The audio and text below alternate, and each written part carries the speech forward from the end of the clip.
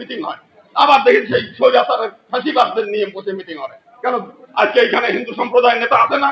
আজকে এখান থেকে সিদ্ধান্ত নিতে হবে, ডিসি অফিসের যে মিটিং গুলো হবে ওই স্বৈরাচারদের বাদ দিতে হবে, প্রধান উপদেষ্টার যেখানে মিটিং হবে সেখানে বাদ দিতে হবে।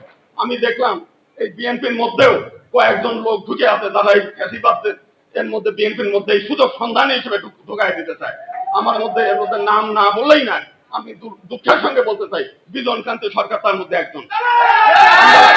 এই ভদ্রলোক আমরা দেখছি সারা বাংলাদেশের মানুষ গয়েশ্বর রায়কে শ্রদ্ধা করে, আর এই বিজন কান্তির জন্য হিন্দু সম্প্রদায় বিএনপি থেকে আরো চলে যাচ্ছে, দূরে চলে যাচ্ছে।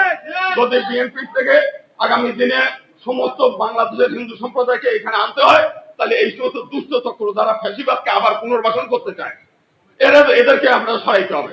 আমি ছড়াই অথবা আমরা চাই না যে তাদেরকে সরিয়ে দেন, আমরা চাই না সারা বাংলাদেশের হিন্দু সম্প্রদায় এখানে আসুক, এটা আমরা চাই, কিন্তু তারা যেন এই বিএনপির মধ্যে থেকে হিন্দু সম্প্রদায় এখানে দূরে সরায় না দেয়, সেইগুলো আমরা চাই।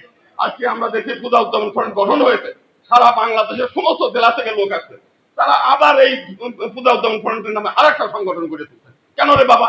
এবং তাদের মধ্যে আমরা দেখলাম সারা বাংলাদেশের এই ফাঁসিবাদের যেগুলো আছে আওয়ামী লীগের, তাদেরকে নিয়ে এসে পুনর্বাসন করা হচ্ছে। আমরা সেই কারণে আমরা বলতে চাই, আমরা এটা হচ্ছে আমাদের সাধারণ হিন্দু সম্প্রদায়ের পক্ষ থেকে বক্তব্য। আমি বিএনপির কোনো কর্মীও না, পূজা উদ্যাপন ফ্রন্টের কোনো কর্মী না, কিন্তু সারা বাংলাদেশের হিন্দু সম্প্রদায় বিএনপির কাছে একটা বিশাল আশা নিয়ে থাকে।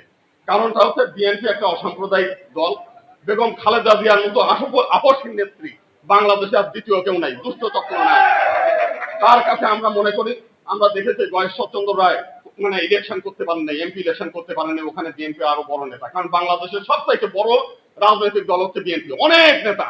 তো সেই কারণে আমরা চাই যে একবার বিএনপির মধ্যে একটা সিদ্ধান্ত হয়েছিল জাতীয় সংসদে মাইনরিটি সম্প্রদায়ের সংরক্ষিত আসনের একটা দাবি ছিল, এবং বিএনপি সেটা মেনেও নিয়েছিল।